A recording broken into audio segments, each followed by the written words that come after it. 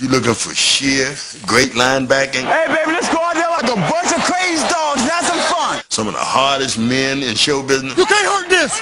I'm a machine, jerk. You can't get no meaner than them guys. Hey, Shula, you better hope I never get back in there. I'm gonna kick your ass. That is the receiver. 10. 9. They got 9 seconds. 8 weeks ago, we stood in this same spot. 6. All 6 of you worked your tail off. 4 quarters now. 4 quarters. Let's go. Number 3, bud. Number 3. 1. First round selection. In the NFL, offense may sell tickets, but defense wins championships. Races to the goal line. No. Incomplete. Denver hole. Defense wins championships. And at the heart of a defense is its linebacking core. A linebacker is the type of a kid who loves the hit. A person who probably, you take his heart out from here and you put it in his belly and you call it guts. They're the destroyers, the demolishers. The offense builds something up, and then the linebackers just destroy it. Afraid, are you? Our criteria for the greatest linebacking core of all time includes Pro Bowls, Super Bowls, the effect of surrounding talent, and the unit not as individuals, but as a whole. Well, I think it's a difficult thing to judge because you can't do it really quantitatively because every defense is structured differently. X is right. You got to strip away the front four in front of them. You got to get really good athletes that are smart and all complement each other. You take any other the group, and I would take them as a GM. The number 10 linebacking core of all time, the 2000 Ravens. 98, they're playing the San Diego Chargers. And Eric Metcalf catches a pass over the middle. But Eric's in full stride. So it's a 60-yard race to the end zone. And there's no one else in the picture but Eric and Ray. They get to the 30-yard line, and Ray hits the extra gear.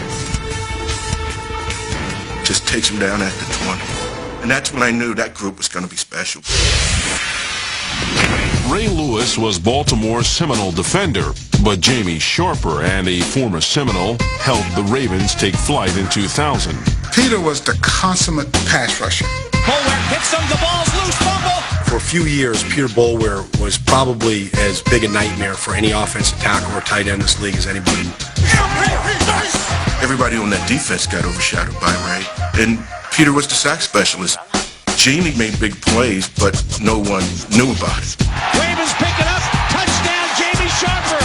Jamie came in, and he became like the caddy. But when the chips were down, when we needed a play to be made in that championship game against Oakland, Jamie made that play. Throw down the middle. It's picked off. That's it, Jamie Sharper.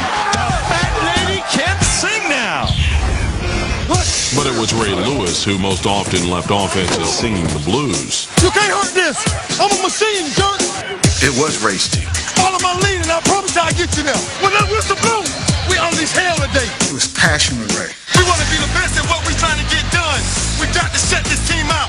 I mean, Ray felt like he should make every tackle, every play. When Ray hit you, he destroyed you. We were playing against them one time, I believe it was a Sunday night game, and Bam Morris caught a screen pass out on the flat and just laid him out. And it just gave him a renewed sense of confidence at defense. And that's what great linebackers bring. In 2000, Lewis earned the NFL's defensive MVP with a season for the ages. I don't know if there'll be an inside linebacker to ever have a year like Ray Lewis had that year. He was just a Hoover vacuum cleaner that year. Ray was the total package. Just a menacing force. And Ray Lewis sealed the deal for the Ravens. He was the best football player in the National Football League in 2000, without question. All right, D, come on now, take it over. In 2000, our number 10 linebacking core helped Baltimore set the record for fewest points allowed in a 16-game season, on their way to winning Super Bowl 35. There's no other defense I've ever seen in my lifetime that can compare to this one. They cannot throw them. They can't even move the ball. But Lewis and the backers had plenty of help from the defensive line. They had two huge tackles inside in Sam Adams and Tony Siragusa, who very often took 4 offensive linemen to block those 2 players. They had one job, and they let me, Peter, and Jamie run all day long. I mean, all of those guys could run. They were big. They were athletic. You take all 3 of those guys, you put them together, that's a very special unit. Should be in the top 5. Well, if it's any consolation, Lewis certainly has the top spot for pregame introductions locked up. How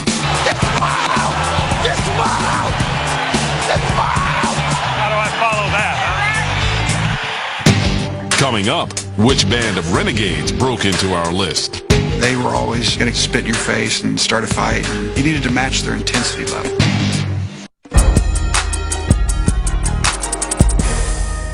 A linebacking core's legacy is often born or broken on pro football's biggest stage.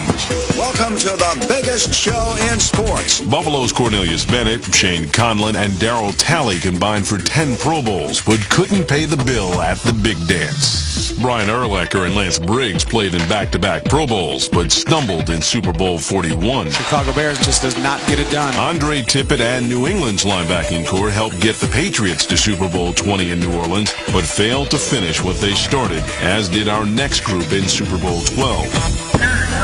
The number 9 linebacking core of all time, the Orange Crush. The Orange Crush defense really was about the linebackers.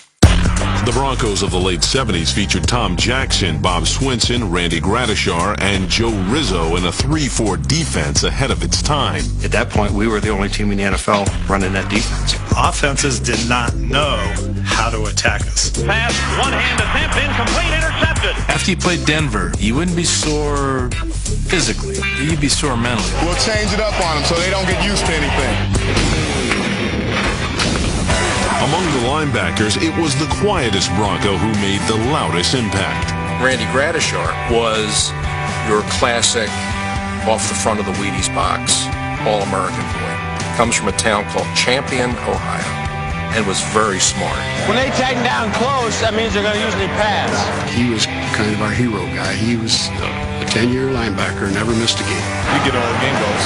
Led our team in tackles every year. Wherever the ball was, I'll guarantee you that's where Randy was. Wasn't a butkus kind of guy. And it's not about one-on-one, I'm going to knock your block off. That's my goal. My goal is to get to the ball. Fumble!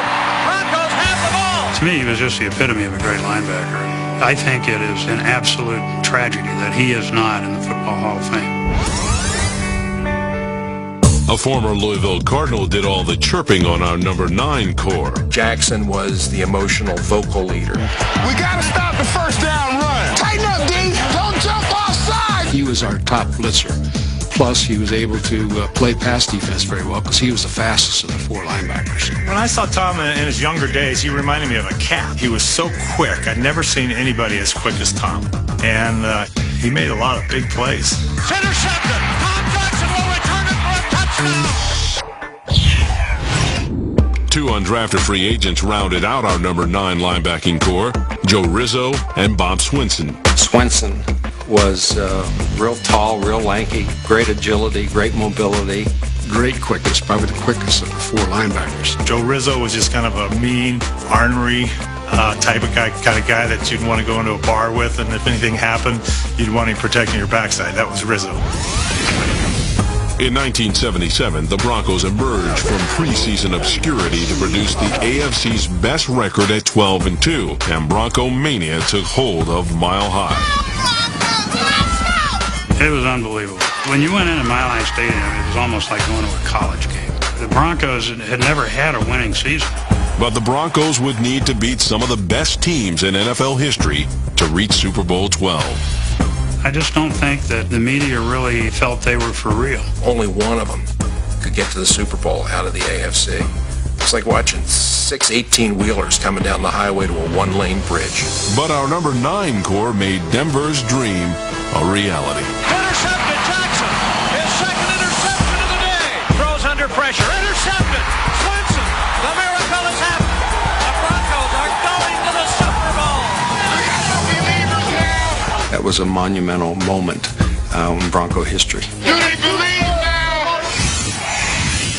Denver didn't get the ring, but they did get our number 9 spot. I think it's a very underrated group of linebackers because they never did win a Super Bowl. It's a special group in the National Football League history. The number 8 linebacking core of all time, the Raiders of the early 80s. The defense, to me, was huge for the Raiders, and all you need to do is look at the Super Bowl win over the Washington Redskins. In 1983, Matt Millen, Ted Hendricks, and Rod Martin helped the Raiders claim their second Super Bowl title in 4 years by shutting down the highest-scoring offense in NFL history. Raiders linebackers in that era might have been overlooked because we tended to think of the Raiders as an offensive team. But their defense was huge. Just win, baby.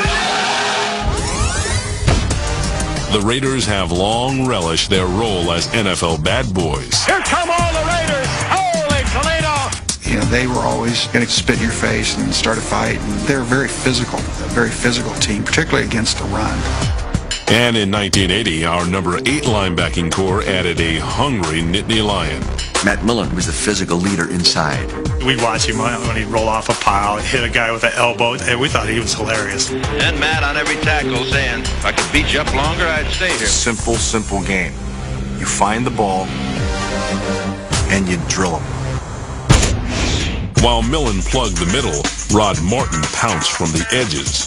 Martin reminded me a lot of Jack Ham in terms of the great speed. Throws it, picked off, intercepted by the Raiders, Rod Martin. He was actually known on the team as having this incredible vice-like grip. If he got his hands on you, it was over. Millen and Martin fit traditional roles, but there was nothing traditional about Ted Hendricks. His first day at practice, he rode a horse out to the middle of the field. On the horse, he had on his Oakland Raider practice uniform, and he was wearing a German helmet with number 83 on the side of it. And we all just kind of looked at each other and said, fits right in. Ted Hendricks was kind of a freak because Ted Hendricks was about 6'7" or 6'8". He could really do a little bit of everything, including blocking kicks, which he did 25 times. It's blocked in the middle! An unofficial NFL record. But the Mad Stork was best known for his uncanny ability to rush the passer. He understood attacking protections, the adjustments, personnel, and he'd adjust on the fly. He would extend his arms and he wouldn't put moves on you. All of a sudden, he was grabbing the quarterback. It was a linebacker core that really worked well together because of a disparate set of physical attributes. And those attributes were never more evident than on the big stage. Here's one, intercepted, Rod Martin, picked off, Rod Martin, picked off, Rod Martin the third time today! Big stage brilliance was enough to get the Raiders our number 8 spot. This was our finest hour. This was the finest hour in the history of the Oakland Raiders. Coming up, which linebacking crew had quarterbacks in the crosshairs? It's worse nightmare. Many linebacking corps have lived and died by the blitz. The pain train is coming! Derek Thomas tallied 20 sacks in 1990. Oh, what a play! In 1996, Lamar Lathan and Kevin Green rushed Carolina to the NFC Championship game. Too much for him today, King. Little too much for him today. In 2005, the backers totaled 30 of Pittsburgh's 47 sacks on their way to winning Super Bowl 40. But they aren't the Pittsburgh unit that's next on our list. The number 7 linebacking core of all time, the Steelers of the mid-90s. I think the second Pittsburgh set of linebackers is probably better than the 70s version because you had Mean Joe Green and L.C. Greenwood. You had all that pressure and all that heat. Well, in this case, the heat was coming from Lloyd and Green from the outside. In the mid-90s, Greg Lloyd, Kevin Green, Chad Brown, and LaVon Kirkland turned Pittsburgh into Blitzburgh. When you think about pressure, that's exactly what they did. You get where you feel like you can rush the quarterback. You understand? Rush the quarterback. Do not let that damn quarterback out of there. They had an attitude, that Pittsburgh attitude that Lambert and Ham and Russell set back in the 70s. That'll cool your ass off. They were just the 90s version of it. That's Steeler defense. That's Steeler defense. Nobody on our number 7 linebacking core brought more attitude than Greg Lloyd. Walk your ass out here and get embarrassed. Greg Lloyd was not a particularly big man, but I think Greg Lloyd's one of the hardest hitters I've ever seen. I don't feel sorry for you. Line up and play football. Greg Lloyd just liked to hurt people. You better slide. I'm gonna bust his ass. That guy across from me, he has to raise his level of play or he's gonna get his ass kicked all day. I think Greg Lloyd may be one of the best football players I've ever seen. Back, here's Blake. Lloyd gets to him. Loose football. Steelers have it. What a play by Greg Lloyd. In 1993, Pittsburgh found him a partner. Dog rush one, man. Heel on the flip. Kevin Green and he just fed off each other. They can't beat us. They can't beat us, all right? You had pure emotion between Kevin Green and Greg Lloyd. Not today, baby. Kevin is crazy like a fox. I'm with you, baby. I'm with you. If you were going into a troubled situation, I think you'd want to take Kevin along with you. Come on! Let's break it! There was mayhem on the edges and a monster in the middle. The one that surprises people is LeVon. Because LeVon, he was rather robust. That 273-pound monster middle linebacker who runs like a gazelle. Kirkland was like a defensive tackle playing at the Mike linebacker. You know, I remember trying to chase that guy down, and he was bigger than I was. The name of this damn game is respect. Let's line up and let's do it. The backers carried Pittsburgh to 3 AFC title games in 4 years, and only Neil O'Donnell could keep them from a ring. O'Donnell threw it right to him. There was no receiver out there. As these guys grew not only into their position, but into each other, they were a formidable force. They were tough to deal with. The number 6 linebacking core of all time, Lombardi's Packers. Back in the 1960s, everything that you did defensively was built on physicality and stopping the run. Toughness was at a premium. And no core of linebackers was tougher than our number 6 group, Leroy Caffey, Dave Robinson, and Ray Nitschke. Ray Nitschke was the most frightening person on game day that I've ever seen. I mean, his face, he looked like, Freddy Krueger. When he walked on that field, he'd start metamorphosizing. You see him changing. He'd start turning this hitting machine, this monster. Coming in there was Nitschke. You didn't take on Ray Nitschke if you didn't have to. And that might be only your last thing you wanted to do. Contrary to his mythic figure, Nitschke made just 1 Pro Bowl, the same number as Leroy Caffey and 2 fewer than Dave Robinson. I'm not sure Nitschke was the greatest that ever played. I don't know that he wasn't. But for the Packers, he set the standard. I mean, Nitschke was the figurehead. He was the emotional leader on the field. Let's get a block in there. Hold him down. He was the guy they all looked up to. Let's go. Get out there. Run out there. And he was a frightening person because of his passion and his intensity. The former 3rd-round pick embodied Lombardi's ideal linebacker. Pursuit is a man's responsibility. Pursuit is dedication. Pursuit is persistence. It's getting to the ball carrier on the shortest course, taking the proper angle, and when you get there in an angry mood. Dave Robinson is maybe one of the most underappreciated linebackers that ever played a game. I go in every ball game figuring we're going to have a shutout. I'm not sure anybody's ever been better than Dave Robinson. I can't imagine why he's not in the Hall of Fame. Playing with you, got to be, the finest outside linebacker in football. Dave was a great athlete, big for that year. Let's take it to him now. Come on, let's take it to him. But what made Dave Robinson a great linebacker was a combination of his instincts as a player. Dave Robinson to the 15-40. He had a great feeling for what the offense was going to do at a given time, and yet he was a gambler, as evidenced by his play in the '66 championship game. If the Cowboys go in here, we're going into overtime. Meredith is rolling out. It's Dave Robinson that instinctively goes against all that Lombardi had instructed him to play back. Instead, charges. He's going to be nailed. But that play was symbolic of Robinson's instincts to do the right thing at the right time. The game was different then. Ray Nitschke did not have to play against 3 and 4 wide receiver sets. But 5 world championships Green Bay Packers are going to be World champion. And 2 Super Bowl wins qualifies Green Bay for our number 6 spot. Coming up, which middle linebacker remade the position? Somebody knock him out for me, will you? And cool your ass off. Recapping our top 10 linebacking cores of all time. Number 10, Ray Lewis and the Ravens score in 2000. I'm a machine, Chuck.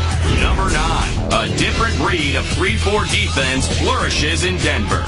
Number 8, the silver and black takes gold 2 times in 4 years. Let's keep dominating. Number 7, 4 backers turn Pittsburgh into Blitzburg. I don't feel sorry for you. Line up and play football. Number 6, Nitschke unleashes terror on the frozen tundra. The number 5 linebacking core of all time, the 85 Bears. I think 85 is the best set of linebackers I've ever seen. And I'm talking about Wilbur Marshall, I'm talking about Otis Wilson, Mike Singletary. Those 3 guys took no prisoners. In Chicago's blitz-happy 46 defense, our number 5 linebacking core spent most of its time in opposing backfields. Otis and Wilbur were basically blitz guys. Otis was more powerful. Wilbur was very, very explosive. Any one of them could change a ball game. Certainly Wilbur Marshall. The ball's slow in the play. Pick up the football. It's picked up on the play by the Bears. Wilbur was the guy that I would call the assassin. Mean, nasty, in a bad mood. He didn't like anybody. You know, he played with that right mixture of intelligence and anger. I've seen Wilbur hit some quarterbacks that were just unmerciful. I still see the hit he made on Joe Ferguson from Detroit. I'd never seen like it. I thought he killed him. You know, he knocked Joe into another century. Otis's personality was to seek and destroy. When he looked at the enemy, Otis was going to take him out. Otis was so strong in terms of his upper body strength that you could almost put him down to 3-point and Otis could go make a play.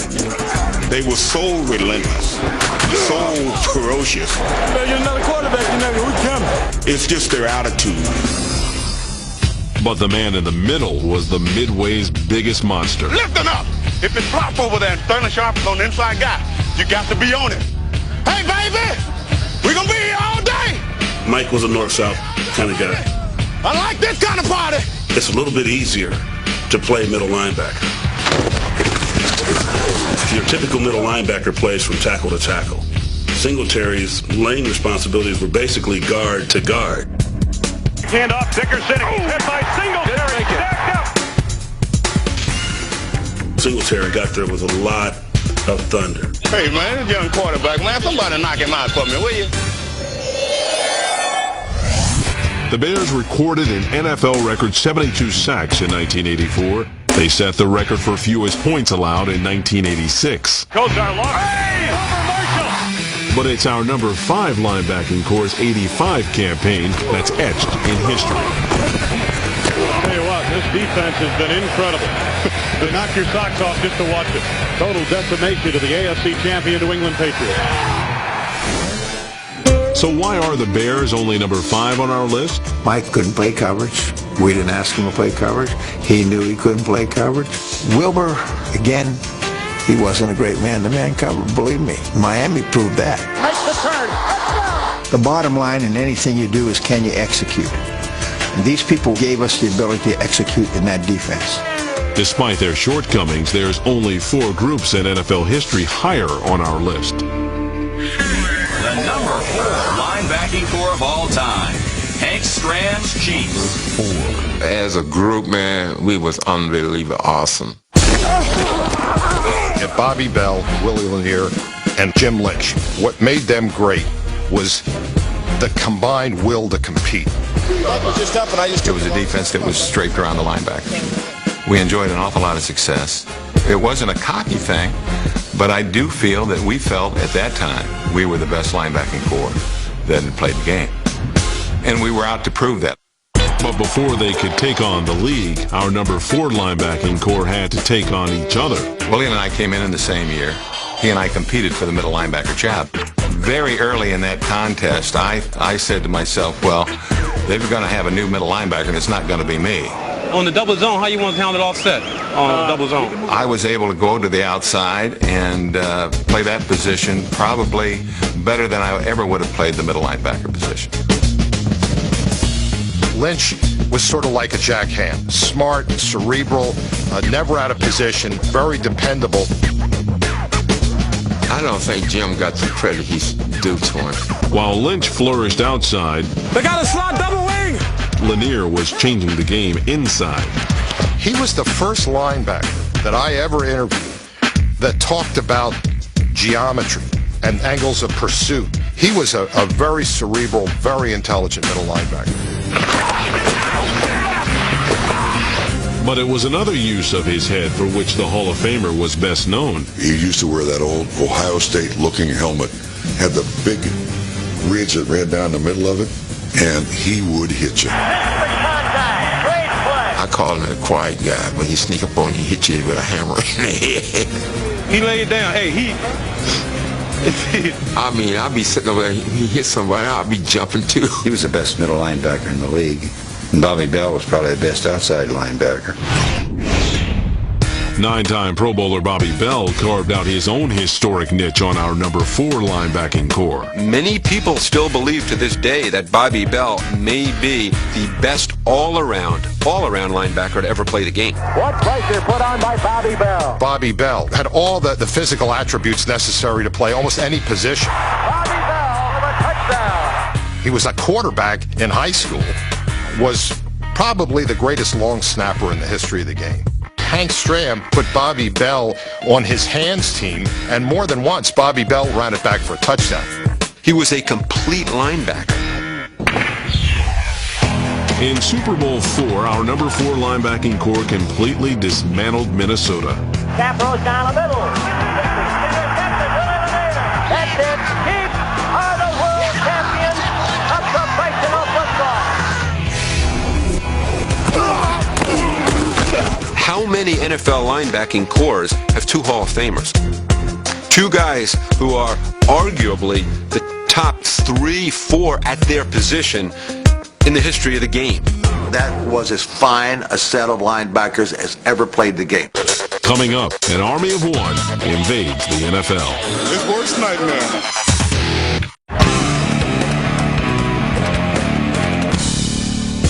A single sensational player can sometimes carry a linebacking core. Dick Butkus was the original inside intimidator, reaching 8 Pro Bowls in 9 years despite just 2 winning seasons. Oh, man. Fellow tough guy Chuck Bednarik led the Birds to an NFL title in 1960. That same year, Detroit's Joe Schmidt was the NFL's co-MVP. Joe Schmidt picks it up at the 14. He was the only linebacker to achieve that honor until the apple of New York's eye. The number 3 linebacking core of all time, Parcells Giants. When you look at LT, you can almost stop there. And to think that Harry Carson and Carl Banks would be on that same defense is kind of frightening. Taylor, Banks, Carson, and Gary Reason simply overwhelmed opposition in the mid-'80s. Hey, we're a bunch of bad son of this present ball. That was the toughest opponent I played against. Because they beat the living daylights out. We had a run in '86 where no starting quarterback finished the game. When you played the Giants, you left that football game. You were on your way to an ice tub. I mean, they've knocked out my front teeth. The worst injury I've ever suffered, besides my broken leg, which was another one, was a hip pointer that I got. All courtesy of the Giants. Hey, baby, let's go out there like a bunch of crazy dogs. Have some fun. No defender ever changed the game quite like the 1986 NFL MVP. Lawrence Taylor is the greatest defensive football player I have ever seen. There was a writer who said, why all the fuss? He only had 11 interceptions. Intercepted. There goes Taylor. Let me tell you something. If he dropped into coverage, you breathed a sigh of relief. He's going to go in. You have to give Bill Parcells and the Giants a ton of credit for understanding what he was and how he could dictate to an offense. No back could block Lawrence Taylor. When you see the angle stance of the left tackle, that was invented because of Lawrence Taylor. Son, Yeah, I got to do better than this. He came off that edge, and he came off that edge with an attitude. Bonafide animal. LT hated everybody. Hey, Steelers, you better hope I never get back in there. I will kick your ass. He tried to tear your head off when he got to you. LT left offenses with nowhere to attack our number 3 linebacking core. We wanted to run at Lawrence. Homeboy, we can't play that stuff over here. Y'all got to go to the other side. It was better to go at him than away from him because he'd run everything down. But then you had to deal with Harry coming up the middle. What's the first thing you hear? Gotta stop the run. We gotta stop the run this week. Well, to me, Harry Carson was the best run-stopping linebacker of his generation. Let's not give them any confidence. Carson was at his greatest on the goal line. You say Riggins was a great goal line runner. Marcus Allen, great goal line runner. Harry Carson was like that on defense. He had the greatest goal line instincts that I've ever seen. The guy that gets left out in that Giants group is Carl Banks. He was the quintessential strong side linebacker. If you wanted to run strong side against Carl Banks, forget about it. He was as good outside linebacker against the run, I think, as the league has ever seen. Against Denver in Super Bowl 21, New York's big 3 linebackers made 3 successive big plays to turn the game. It's first and goal to go from the 1. Great players make plays. Taylor made one. Lawrence Taylor was there. Carson was in on one. Wilhite stopped in his tracks. Banks made another one. Banks, Carson, the linebacker, stopped him. And then they missed the field goal. I told them at the half, I said, you know, we got a good chance to beat the Broncos. New York dumped Denver and drowned the Big Tuna. Here comes Harry Carson now. Parcells is up there without the headset, and they get it. Starting a celebration that's still in use today.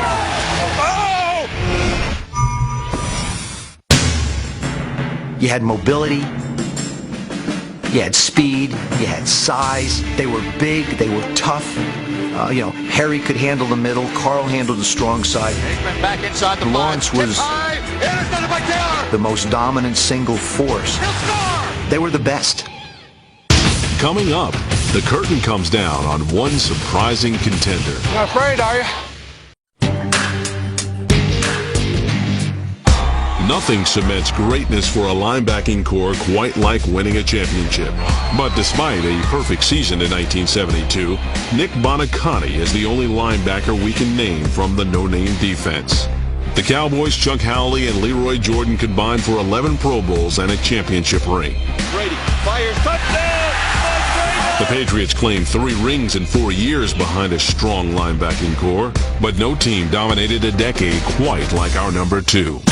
The number 2 linebacking core of all time, the Steelers of the 70s. The Pittsburgh Steelers had the greatest defense over a period of time I've ever seen. Starting in 1974, the Steel Curtain defense led Pittsburgh to 4 Super Bowl wins in 6 seasons. I think almost every starter but 1 or 2 on that team was a Pro Bowler. But I think the most important part of that defense was the linebacking core. I think they were the heart and soul of it. Our number 2 linebacking core of Jack Ham, Jack Lambert, and Andy Russell was together for the first 2 Super Bowls. Russell was a 7-time Pro Bowler who had been with the team over a decade before Lambert even arrived. Andy was this wily all-pro. Andy, let's get one. Who always seemed to make plays and made very few mistakes. I mean, you talk about a guy that can think on his feet. That guy there, he's probably doing stock calculations in between plays. Russell's approach differed dramatically from the fiery Kent State product who would come to symbolize the Steel City. Jack Lambert was the single most intimidating force in football. And cool your ass off. And maybe the single most intimidating force in the history of football. He epitomized the intensity the fans felt. Interference! Oh, you asshole! You know, with the no front teeth and just his Clint Eastwood ways. What you've seen of Jack Lambert, Holy mackerel! what you've heard about his reputation is all true. But the ferocity that made Lambert both feared and fabled wasn't a complete picture. His image as being this rock'em sock'em kind of guy had little to do with why he was so successful. The guy was just a very smart, very technically proficient player who could anticipate what was going to happen. He was simply so gifted at shoring up the middle. The guy that seems to get the most publicity is Jack Lambert. I thought he was a fine football player.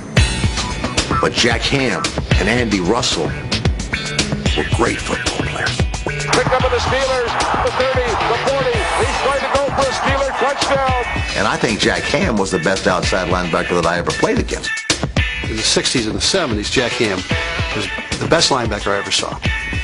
Bar none. Middle or outside, Jack Ham was the best. And it is intercepted. There's an interception by Jack Ham. A lot of people say LT was better than him. I disagree. LT was just a pass rusher. Jack Ham played the game of football. He tackled. He intercepted. He was great in coverage. He was great on the pass rush. There was nothing he couldn't do. Go ahead, take it. In Pittsburgh's defense, the linebackers didn't target the passer. They covered the passer's targets. The strength we had was assisting the defensive backs in the passing game. We didn't come off the field. You know, when it was third and down or obvious passing situations, we were out there playing. And it is intercepted, picked off at the 25. Jack Ham and Andy Russell and myself all played in the 220 range, and we had to be able to run. We could play defenses that other teams just couldn't even think about playing. Pittsburgh's backers combined for 25 Pro Bowls and played their best in the biggest games. I played them in the Super Bowl in New Orleans. And the week before, they had played the Oakland Raiders before that, and I think the Oakland Raiders had gained 21 yards rushing. And I said, I'll tell you one thing, we'll rush for more than 21 yards against the Steelers. You know how many yards we rushed for in the Super Bowl? 17. 17 yards against the Steelers defense. There's never been a better threesome. There's never been guys who interlocked together, whose talents complemented each other. I don't think any linebacking core in history even compares to those guys. But success can be a double-edged sword. The Steelers fielded 9 Hall of Famers and sent an annual parade of defensive players to the Pro Bowl. They were protected well by Joe Green and Dwight White, L.C. Greenwood. That's a pretty good defensive line for those linebackers to be playing with. It's all about Super Bowls. They won a lot of Super Bowls. And when you win a lot of Super Bowls, you get a lot of notoriety. Coming up, why we picked a team that never won a Super Bowl as our #1 all-time linebacking core. I mean, how can you even say they're any good?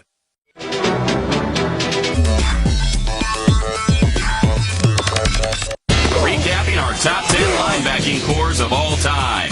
Number 10, the Ravens and their telltale heart take flight in 2000. We got to set this team out. Number 9, Denver delivers an orange crush. It's a special group in the National Football League history. Number 8, the silver and black leave everyone black and blue. That's just a few. Number 7, Pittsburgh turns into Blitzburg. That's Steeler defense. Number 6, Nitschke turns Green Bay into Titletown. He stuck turning this hitting machine. Number 5, the monsters of the Midway are reborn. Those 3 guys took no prisoners. Number 4, the Chiefs see the top with Mr. Contact. We was unbelievably awesome. Number 3, an army of one lands in the Big Apple. There goes Miller. Number 2, the steel curtain dominates a decade. I don't think any linebacking core in history even compares to those guys. The number 1 linebacking core of all time, Jim Morris Saints. The crew that I liked the most, I happened to play against, was the New Orleans Saints. Ordinarily, when you have a linebacker core, you have 1, 2, maybe if you're really lucky, 3 that were as dominant as they were, but they had 4. New Orleans Dome Patrol featured Ricky Jackson, Sam Mills, Vaughn Johnson, and Pat Swilling. Each reached at least 4 Pro Bowls, and in 1992, our #1 linebacking core was the only core to ever send 4 backers in the same year. Well, that had never happened before. But if you watch that defense play and you watch those guys play, I mean, every one of them deserved it. Hey, new quarterback in, baby. It's worst nightmare. When teams had to prepare to go into that dome, they were scared to death of that linebacker core. I hated playing against the Saints. Their defense was very violent. I mean, the Giants had great linebackers, but the Saints linebackers, I thought, was by far the best linebacker group in the NFL. The outside linebackers are your pass rushers. So you get Ricky Jackson, who had incredible strength, and you had Pat Swilling, who had incredible speed and quickness coming off the edge. They were a great group. Ricky Jackson was a 14-year veteran and the team's original tough guy. If I was ever in a situation where I needed to defend myself, and I could pick one guy that I've ever coached, it would be Ricky Jackson. You know, no knee pads, no thigh pads. He's just a raw football player. Ricky was very underrated. Ball came loose. Saints have it. In 1987, the Saints provided Jackson with a complimentary yellow jacket. Georgia Tech's Pat Swilling. Pat Swilling was your classic up-the-field pass rushing outside linebacker. Yeah, we're going to be on top of Marino today, too. When the ball was snapped, I mean, he was so explosive coming off that edge. You put him on that artificial turf. He's hit by Swilling. Fumbles the ball. It's picked up by the Saints. Will score. Swilling was around guys and on the quarterback in a lot of cases before the tackle ever moved. Come on, let's tighten it up. Stop this drive, huh? Inside linebacker Sam Mills stood just 5'9", but played like a giant. Sam Mills looked like tattooed. I kept looking around for Mr. Rourke. Thought I was on Fantasy Island. He was short, but he was not small. And he would get up under guys and just rock them. Sam Mills was an absolute genius, student of the game. He ran the show. I remember a game, Sam called every single play we were running. Watch the Joker! Swing! Lead draw. I got it, baby, I got it. Sam Mills was the best football player I ever coached because he was everything that you wanted in a player. Going to be bad. Intercepted. Work ethic, leadership, preparation. He achieved as close to his potential as any player that I've ever been around or coached. Third down has the ball taken out of his hands by Sam Mills. He'll score. That's an awesome play. Like Mills, Vaughn Johnson went from USFL cast-off to NFL All-Pro. If you lined up those four guys and you'd say which guy most looks like an NFL linebacker, it would be Vaughn Johnson. He was just a maniac. I mean, this guy was a physical football player. That was a guy that came out of the USFL that no one knew about, that it took about 3 plays. Roger Craig is arguably the best all-around running back in the NFL at this time. And about the 3rd play of the game, he goes, man, I don't know who that dude is, but I don't want you to let him hit me anymore today. He says, that guy hurts. I can't believe when people bring up the New Orleans group. I mean, to me, they're just another bunch of curtain jerkers. To compare them to the Steeler linebackers is ridiculous. Refresh my memory. Did they ever play in a playoff game? Actually, they did. DeYoung, he lateraled 3 times. It's a touchdown. And lost all of them. I mean, how can you even say they're any good? The fact that they never won a playoff game had nothing to do with them. And running in for a touchdown is Eric Allen. They didn't have the Chiefs' defensive line, Pittsburgh Steelers' defensive lines.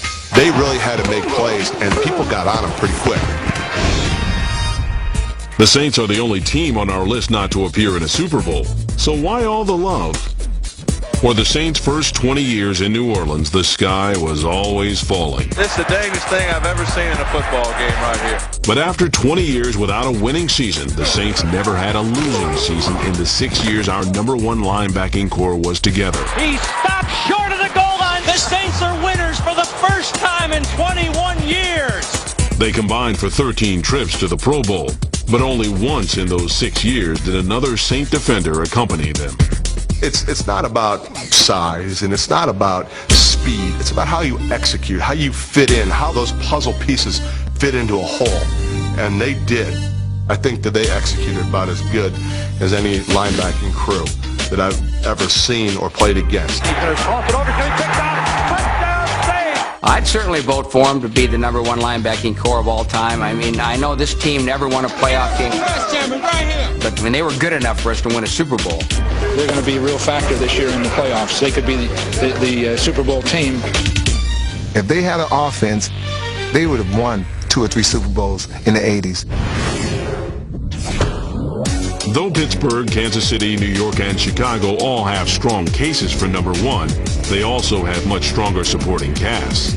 And we think it's time for the Saints to finally win something. And the Saints have done the unthinkable, the nearly impossible. They may not have gotten their Super Bowl, but they do now have a title.